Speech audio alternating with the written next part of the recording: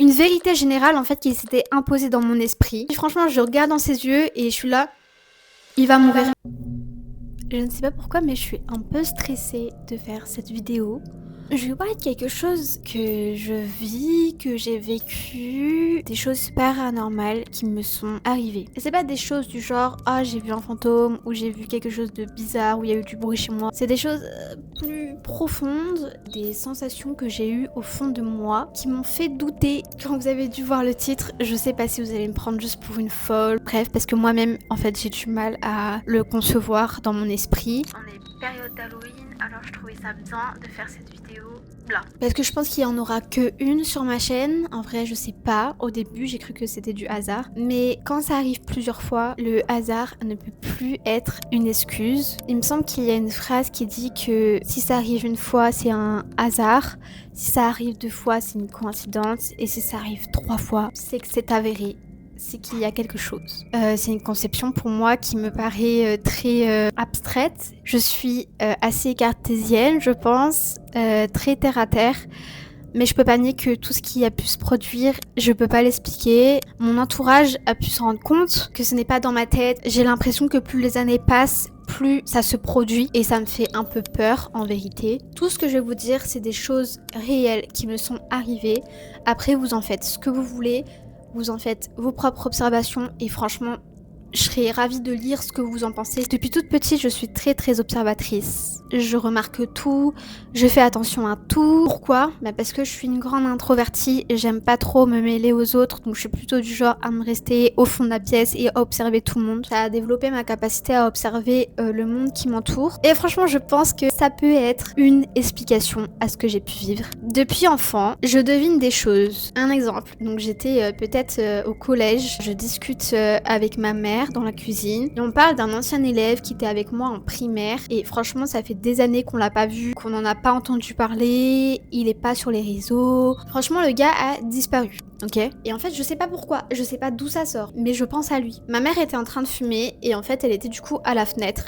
Et là, je la sens bugger, mais vraiment bugger. Et j'arrive en fait à son niveau et là, je vois à travers la fenêtre qu'il passe devant chez moi. Et en fait, le fait qu'il passe devant chez moi, à cet instant précis où je parle de lui, franchement, c'était une dinguerie. C'est déjà arrivé à tout le monde que vous pensiez à quelqu'un et qu'il vous envoie un message, que vous pensiez à quelqu'un et que vous le croisiez. Franchement, ça arrive, c'est des coïncidences. Mais quand ça arrive une fois, ok. Mais quand ça arrive tout le temps, là franchement c'est bizarre. C'est rien de paranormal, ça peut arriver. Et puis il s'est passé un incident, en tout cas je sais plus si j'étais en fin collège ou en début lycée. Ma mère elle travaille dans l'aide à la personne. Elle était invitée à un anniversaire de mariage de 2 bénéficiaires à elle. Elle me prend avec, je ne saurais plus vous dire pourquoi, mais je crois que j'étais juste là et que je rentrais de l'école et du coup je me suis retrouvée du coup à être avec elle. Madame a une santé fragile, on sait qu'elle sera pas là pour très bien longtemps. Monsieur lui va très bien, en très bonne santé, il s'occupe de madame au mieux qu'il peut, avec l'aide du coup de ma mère, des infirmiers, etc. On arrive là-bas. En fait, je salue du coup ces deux personnes. Il y a beaucoup de monde autour de nous. Le monsieur de son vieil âge me tend la main. Et en fait, au moment où il me serre la main, il se passe quelque chose. Pas une vision, c'est pas comme on peut se l'imaginer, comme on peut voir à la télé, c'est vraiment quelque chose de plus abstrait. C'est quelque chose au fond de moi, comme si je savais. Une vérité générale en fait qui s'était imposée dans mon esprit. Et franchement, je regarde dans ses yeux et je suis là, il va mourir. Et y a personne qui me l'a dit, on me l'a pas chuchoté dans l'oreille, j'ai pas eu une sensation de froid, de chaud, j'ai rien ressenti.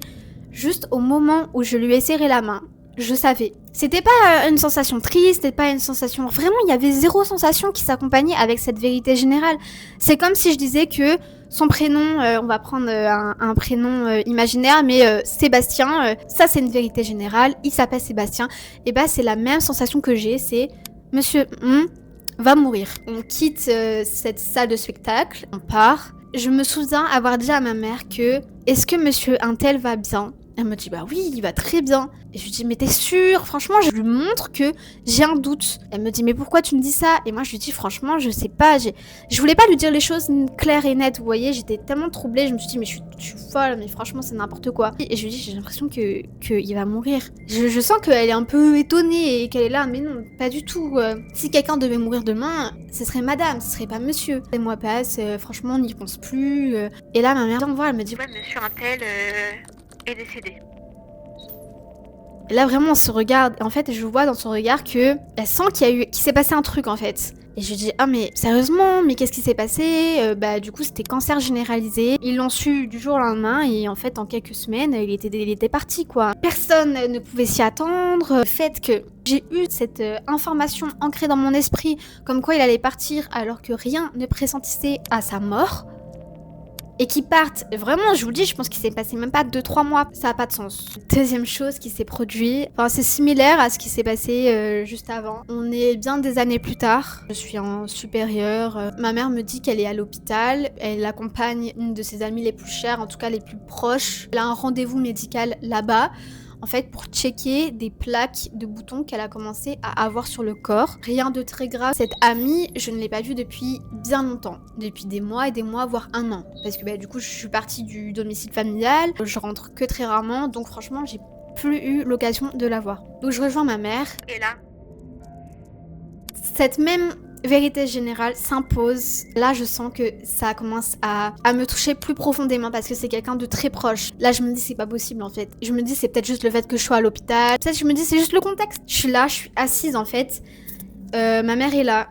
Elle est là. Et en fait, elle s'en va à son rendez-vous. Je me sens mal. Et ça se voit en fait sur ma tête que je me sens mal et qu'il y a quelque chose qui se passe. Ma mère est là, elle me dit ça va pas. Je dis moi non, j'aime pas les hôpitaux. Et c'est vrai que j'ai un background vraiment fort avec les hôpitaux. J'ai passé pas mal d'années de mon enfance à l'hôpital. Donc il y a de ça aussi. Mais elle sent qu'il y a quelque chose d'autre en fait. Donc en fait, elle pousse le truc. Et je lui dis elle est là pour ses boutons, il y a d'autres choses. Enfin, franchement, je lui pose des questions. Et là, ma mère, elle me regarde et elle se souvient, en fait, de ce genre de questions. Et elle me dit, qu'est-ce que tu veux me dire? Et je lui dis, je sais pas, j'ai l'impression qu'il y a autre chose. Ma mère, elle est là, mais dis-moi clairement les choses. Et je lui dis, j'ai l'impression qu'elle va mourir et que c'est plus grave que ce qu'on pense.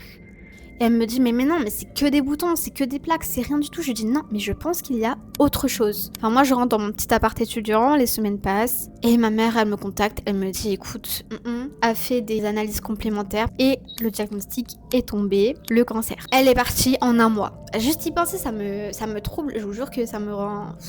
Mais en fait, c'est le fait que quand je l'ai vu, j'ai su en fait. Je vais vous raconter quelque chose de paranormal qui est arrivé à mes parents, lié à cette personne. Je voulais vous en faire part aussi parce que franchement, quand on y pense, ça remet en question pas mal de choses. Et c'est peut-être qu'une coïncidence. Mais un an après son décès, mon père se réveille, il voit que sur le sol, il y a un bout de papier dans la cuisine. Donc il le ramasse.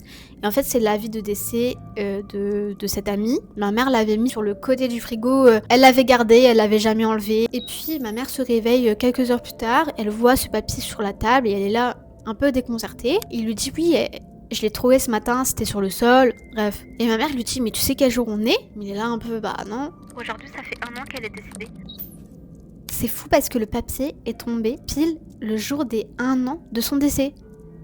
Franchement, je sais pas comment vous allez l'analyser, comment vous allez le comprendre. Moi, franchement, j'ai eu l'impression que c'était un signe. Cette année, il s'est produit plusieurs choses. Alors, pas aussi fort et pas aussi dramatique que ça, je vous rassure. Mon arrière-grand-mère est décédée cette année. On savait que ça allait être pour bientôt. Le soir de son décès, j'ai fait un cauchemar. C'était quand même assez frappant et qui m'a fait me sentir extrêmement mal. Dans mon rêve, ce qui se produisait, c'est que tout autour de moi, la nature, les animaux étaient en train de mourir, vous voyez. Comme quand l'hiver apparaît, les feuilles tombent des arbres, le sol devient grisâtre, les animaux perdent la vie. Au moment où je me réveille de ce cauchemar, j'ai ce truc au fond de moi qui me dit non, J'ai pas envie de me lever. j'ai envie de rester au lit. J'ai ce poids sur l'estomac et je repousse et je repousse et je repousse jusqu'au moment où je me lève, je prends mon téléphone sur la commode, j'arrive à peine ici où je pose le téléphone, comme ça, et là je vois le contact de mon père s'afficher, donc il m'appelle. Quand je vois ça, je sais qu'il s'est passé quelque chose et je sais que c'est elle en fait. Je réponds, même pas besoin de parler, je savais. Autre chose qui s'est produit, depuis que je suis toute petite, j'ai 2 tortues chez mes parents. Franchement, j'avoue, je pense pas tellement à elles, et en fait ce jour-là, je pense à mes tortues. Je suis là et je me dis... Est-ce qu'elles sont vraiment heureuses? Est-ce qu'ils voudraient pas trouver un endroit où elles seraient mieux? Tout ce genre de pensées, et ça fait 8 ans que je suis partie du domicile familial, franchement ça me passe au-dessus, vous voyez. Mais je sais pas pourquoi, j'y pense profondément et je suis là, et je me sens vraiment mal en fait. 2 jours plus tard, je reçois un message de ma mère qui me dit... Franklin est parti. Franklin, une de mes tortues. Je lui dis mais il est parti quand? Et elle me dit: «Je ne sais pas, ta sœur l'a trouvée ce matin, mais franchement ça c'est possible que ça fasse plusieurs jours qu'elle soit décédée parce que, en fait, ils ont mis un système automatique où l'alimentation est donnée, en fait, le soir automatiquement donc en vrai, ils font pas plus attention que ça». Et je lui dis: «Bah, je pense qu'elle est partie il y a 2 jours parce qu'en fait, j'ai pensé aux tortues il y a 2 jours» et ma mère me dit: «Ah bah, c'est certain que c'est ça, en fait». Donc voilà. Je vais vous rassurer, mais il ne m'arrive pas que des choses dark comme ça. Je ne prédis pas que les morts. Enfin, prédire, c'est pas ça du tout, mais je ne ressens pas que la mort. Cette année, bah, c'est dingue, mais en fait, j'ai rencontré une fille de la famille, de mon chéri. Quand je l'ai vue pour la première fois, j'étais voir mon chéri, je lui ai dit: Elle est enceinte. il me dit: «Mais qu'est-ce que tu racontes? Elle est pas enceinte!» Et je lui dis: «Je te jure qu'elle est enceinte!» Les semaines passent. En fait, il y a un repas de famille qui arrive. Elle dit à la sœur de mon chéri qu'il ne voulait pas venir ce jour-là. Ouais, viens s'il te plaît, franchement, faut que je vous annonce quelque chose d'important. Et puis, moi, je suis là. Quand elle nous dit ça, la sœur de mon chéri, je lui dis: elle va vous annoncer sa grossesse. Ils sont là, mais pas du tout. La sœur de mon chéri, elle est là en mode: mais non, mais si elle est enceinte, je serais déjà au courant. Elle est pas du tout enceinte. Ils sont tous là à me dire mais peut-être qu'ils vont annoncer qu'ils ont enfin trouvé une date pour le mariage. Le jour J arrive et elle annonce du coup sa grossesse. Comment je l'ai su? Je ne sais pas. Bah du coup quand la sœur de mon chéri dit bah en fait t'as deviné, t'es trop forte et tout, je me dis ah ben non mais c'est une coïncidence. Je suis très observatrice, voilà. Elle m'a dit ouais tu penses que le sexe du bébé sera quoi? Et franchement je voulais pas me prononcer, franchement j'en savais rien. Le soir même j'ai fait un rêve. J'ai fait un rêve que c'était une fille. Et le lendemain, je lui dis ouais, je pense que c'est une fille. Elle me dit ah, mais punaise, mais ton rêve, c'est vrai, ce serait dingue. J'ai appris la semaine dernière, du coup, le sexe du bébé. Et c'est bien une fille. Je vous laisse sur ça, sur ces derniers mots. Dites-moi ce que vous en pensez en commentaire. Pour vous dire honnêtement, moi, c'est ce genre de choses, et enfin, ça me trouble tellement et ça me rend tellement mal. J'ai peur constamment de croiser quelqu'un que j'aime et de ressentir cette sensation que la personne va décéder. C'est tellement stressant, ça me met une pression monstre. Je vais vous laisser là pour ces derniers mots. J'ai hâte de lire vos commentaires. On se retrouve très vite pour une nouvelle vidéo. Bye.